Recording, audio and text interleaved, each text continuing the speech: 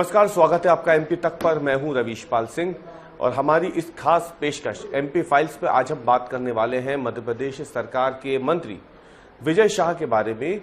हालांकि कल भी हमने मंत्री विजय शाह के बयान पर चर्चा की थी और आपको तथ्यात्मक विश्लेषण भी सामने रखा था, लेकिन सवाल यह है कि 11 मई को जब मंत्री विजय शाह ने यह बयान दिया था, उस बयान के बाद अब तक 80 घंटे से ज्यादा का समय बीत चुका है। उनके इस बयान से भारतीय जनता पार्टी की पूरे देश में किरकिरी हो रही है, प्रतिक्रियाओं का दौर आ रहा है। खुद भारतीय जनता पार्टी की ही फायर ब्रांड नेता, पूर्व मुख्यमंत्री, पूर्व केंद्रीय मंत्री उमा भारती इतनी ज्यादा नाराज है कि उन्होंने भी कह दिया है कि विजय शाह का इस्तीफा होना चाहिए, उन पर केस होना चाहिए। इतनी बड़ी बात, विपक्ष तो निशाना साध ही रहा था, लेकिन अब बीजेपी के अंदर से भी आवाजें उठ रही हैं। लेकिन सवाल यह है कि 80 घंटे बीत जाने के बावजूद अब तक विजय शाह का इस्तीफा क्यों नहीं हो पाया है। इसी पर चर्चा करने के लिए आज हमारे साथ वरिष्ठ पत्रकार नितेंद्र शर्मा मौजूद हैं और हम समझने की कोशिश करेंगे, क्योंकि ब्यूरोक्रेसी पे अच्छी पकड़ आपकी है, मध्य प्रदेश की सियासत को लंबे समय से आप देख रहे हैं। लेकिन क्या ऐसा कभी मौका आया कि इतना समय बीत जाने के बावजूद भी एक ऐसा मंत्री जिसके बयान के बाद और पूरे देश में हाहाकार मचा हुआ है, विवाद मचा हुआ, वो भी ऐसे समय पे जब एक तरफ कर्नल सूफिया कुरैशी को मंच पर जब बुलाया गया था तो उसका मकसद बिल्कुल साफ था। आतंकियों ने जो कहा था उस नैरेटिव को ध्वस्त करने के लिए ही कर्नल सूफिया कुरैशी, भूमिका सिंह को बैठा करके वो प्रेस कॉन्फ्रेंस हुई।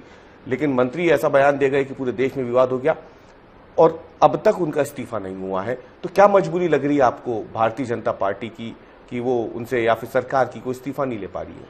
देखिए रवीश, क्या होता है कि अगर आप पुराने उसमें जाएं तो मध्य प्रदेश में अलग अलग समय पर जब भी कुछ विवादित मामले हुए हैं, अलग अलग मंत्रियों के इस्तीफे लिए गए हैं। एक बार छापा पड़ा था इनकम टैक्स का, अजय विश्नोई का इस्तीफा हुआ था। इन्हीं विजय शाह का 2013 में एक बयान देने पर इस्तीफा हुआ था। अनूप मिश्रा, एक बार उनके गोलीकांड का मामला हुआ था बेला गांव में, उसमें अनूप मिश्रा का इस्तीफा लिया गया था। एक लोकायुक्त में मामला दर्ज हो गया था, उस पर जुगल किशोर बागरी का इस्तीफा लिया गया था। तो ऐसा नहीं है कि मध्य प्रदेश में मंत्रियों के इस्तीफे ना लिए गए हों, इसलिए कोई ये विचित्र बात होगी।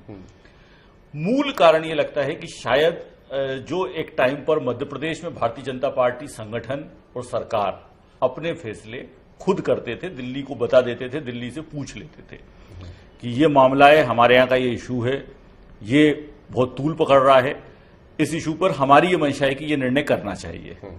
और वो जब दिल्ली तक वो इशू जाता था तो दिल्ली जो है उस पर विचार करता था, मध्य प्रदेश और दिल्ली विचार करते थे और उसके बाद निर्णय हो जाता था। अब ऐसा लगता है कि शायद सब कुछ, पूरी लाइन जो है वो दिल्ली से आने का इंतजार होता है।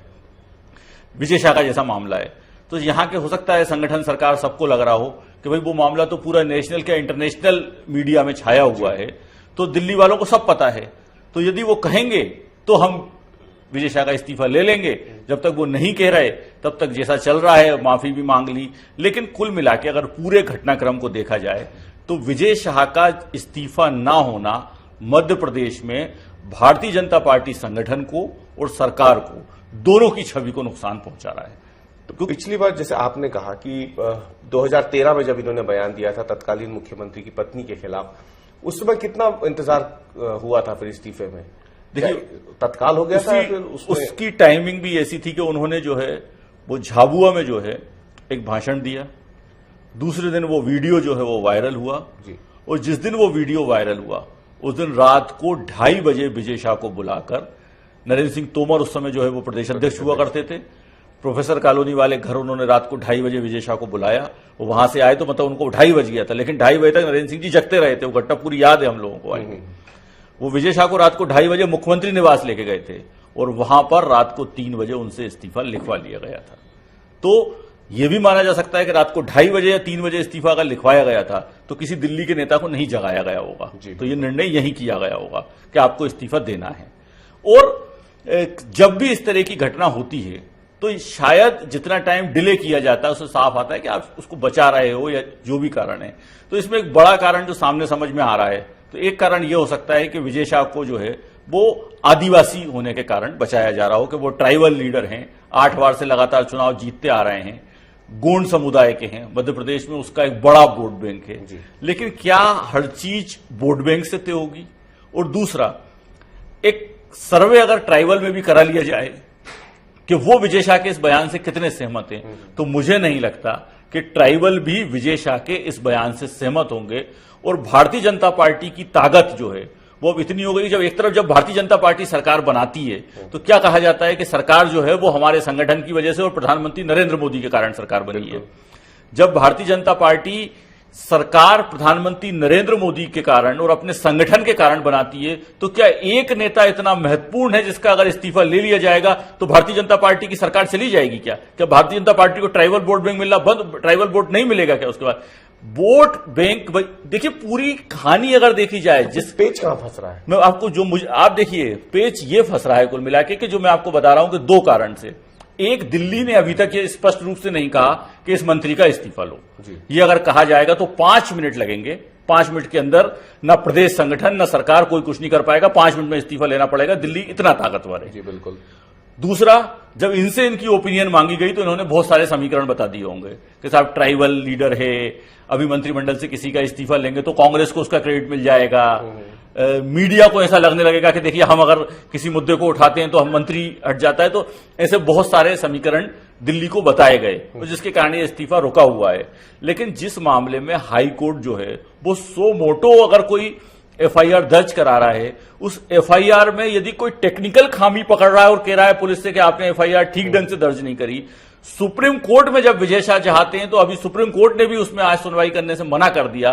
जब ये सारे इशू हैं तो ये समझना चाहिए कि जिस मामले में चाहे वो मीडिया का भाव हो, विपक्ष का भाव हो या कोर्ट का भाव हो, वो सब लोगों के भाव जो हैं वो उस बयान के अगेंस्ट में हैं। तो ऐसे व्यक्ति का बचाव करके भारतीय जनता पार्टी अपना ही नुकसान कर रही है। दूसरा, उसमें एक और चीज मुझे लगती है कि ट्राइबल या जो भी इश्यूज जिसके कारण ये इस्तीफा को टाला जा रहा हो या ये बताया जा रहा हो कि साहब ट्राइबल लीडर हैं, लेकिन जो मूल एक बात ये भी कभी कभी उठ के आती है कि ये जो पूरा विवाद शुरू हुआ था ये तो इसी से शुरू हुआ था ना कि उन लोगों ने धर्म पूछ के मारा। बिल्कुल। जब धर्म पूछ के मारा और उसका जब जवाब दिया गया तो जवाब देने में इसीलिए जो है वो सोफिया कुरैशी और व्योमिका सिंह को सामने रखा गया ना कि हमारे यहां धर्म का कोई महत्व नहीं है, हम भारतीय एक हैं। बिल्कुल। और यदि आप फिर एक जाति के वोट बैंक को, एक धर्म के वोट बैंक को सेटिस्फाई करने के लिए इस्तीफा नहीं ले रहे हो, तो जिस लड़ाई को आतंकवादी, मतलब जो आतंकवादियों ने जो घटना की थी और हम भारतीयों ने जिस चीज के लिए उस चीज पर मुकाबला किया था, आप वापस वहीं लाके खड़ा कर रहे हो कि साहब ये इस व्यक्ति ने बोला लेकिन ये जाति है इसलिए हम इसका इस्तीफा नहीं ले रहे।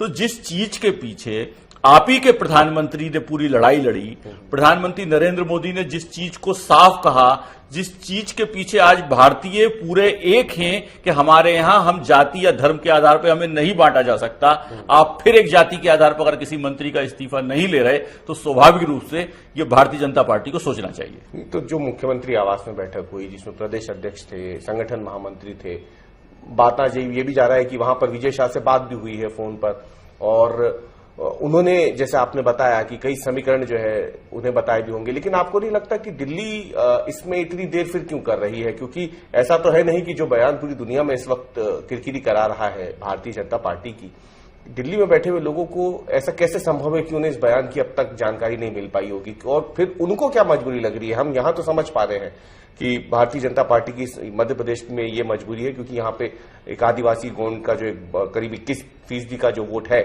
वो एक बड़ी वजह हो सकता है। लेकिन क्या दिल्ली के सामने भी ऐसी कोई मजबूरी लग रही है आपको कि वो अब तक, क्योंकि आप कह ही रहे हैं कि दिल्ली अगर चाहे 5 मिनट नहीं लगेगा, क्योंकि मध्य प्रदेश में पिछले कुछ समय से ये देखा जा रहा है कि दिल्ली से जो आदेश आता है वो उसे यहाँ हूबहू लागू कर दिया जाता है, तो फिर दिल्ली को फैसला लेने में क्यों देरी हो रही है? आपको एक कारण बताया ना, दिल्ली के फैसले में केवल एक बाधा मुझे दिख रही है कि कांग्रेस ने इस मुद्दे को बहुत तीव्रता से उठाया। विपक्ष का काम है, कोई ऐसा इश्यू आएगा तो विपक्ष उठाएगा। मध्य प्रदेश से लेकर दिल्ली तक उठाया, आज दिल्ली में भी सारे कांग्रेस के नेता इस मामले में बयान दे रहे हैं। तो समाजवादी पार्टी भी बयान दे रही है, बहुजन समाज पार्टी बयान दे रही है, सब बयान दे रहे हैं। दिल्ली को हो सकता है ये लग रहा हो कहीं ना कहीं, ऐसा मैं सोच सकता हूं कि इसका क्रेडिट जो है वो पूरा अपोजिशन को मिल जाएगा और हम जिस चीज को एक एस्टेब्लिश कर चुके हैं कि हम अपोजिशन के कहने पर कोई काम नहीं करते, हम अपोजिशन के दबाव में कोई निर्णय नहीं करते, उस चीज स्टेब्लिश हो जाएगी कि अगर अपोजिशन एक हो जाएगा तो हम अपने मंत्री को हटा देते हैं। दिल्ली के सोच में केवल इतना ही कारण हो सकता है, क्योंकि देखिए अभी तो दूसरी चीज एक चीज है, हम 2025 में बैठे हैं। यदि हम ट्राइबल वोट बैंक के कारण भी ये बात आ रही है कि साहब आप इस्तीफा नहीं ले रहे, तो मध्य प्रदेश में 2028 में विधानसभा का चुनाव होना है, 2029 में लोकसभा का चुनाव होना है और 2027 में नगरीय निकाय के चुनाव होना है। फिलहाल कोई ऐसा चुनाव भी नहीं है कि आपका तुरंत इस पर कोई असर पड़ जाएगा। और जब भारतीय जनता पार्टी ये कहती है कि हमारा जो है वो, हमारे यहाँ कोई भी व्यक्ति जो है वो बड़ा नहीं है, हमारे यहाँ संगठन बड़ा है, या हमारे यहाँ किसी व्यक्ति के आने जाने से कोई फर्क नहीं पड़ता, तो मुझको ऐसा लगता है। और हम तो एक उम्मीद ये कर सकते हैं कि शायद ये जो इस्तीफा है, इस पर जो भी मंथन चिंतन जो भी भारतीय जनता पार्टी कर रही होगी, लेकिन अंततः अगर ऐसे बयानों पर भी भारतीय जनता पार्टी मंत्रियों का इस्तीफा नहीं लेगी, तो वो अपने नेताओं को एक खुली छूट देगी कि आपको जो बोलना है आप बोलो, आपको जो करना है आप करो, आपका कुछ नहीं बिगड़ेगा। मतलब ये एक ऐसा समय है जब भारतीय जनता पार्टी को एक उदाहरण पेश कर देना चाहिए। जो नेता उनके बयान दे रहे हैं, कल मुख्यमंत्री के कार्यालय की तरफ से बयान जारी होता है कि उन्होंने कार्रवाई के निर्देश दिए हैं, फिर एफआईआर हो जाती है। प्रदेश अध्यक्ष पहले ही कह चुके थे कि बेहद गंभीर मामला है और सख्त जो है लहजे में उन्हें समझा दिया गया है। तो आपको लगता है कि ये बिल्कुल सही मौका है एक उदाहरण पेश करने का भारतीय जनता पार्टी को, ताकि एक संदेश जो है वो अक्रॉस द पार्टी लाइन जाए कि जब जिस संगठन की बात मध्य प्रदेश की होती है, पूरे देश में चर्चा होती है, जहां एक ऐसा राज्य जहां 2 दशकों से आपकी सरकार है, वहां पे नेताओं के सामने एक संदेश ऐसा पहुंच जाए कि आपको सब हर कुछ नहीं बोल देना है कभी भी, क्योंकि पूर्व में ऐसी कार्रवाइयां हो चुकी हैं, हटाया गया है, टिकट काटी गई है ऐसी कृत्यों की वजह से। आकाश विजयवर्गीय उदाहरण है, साध्वी प्रज्ञा सिंह ठाकुर एक उदाहरण है।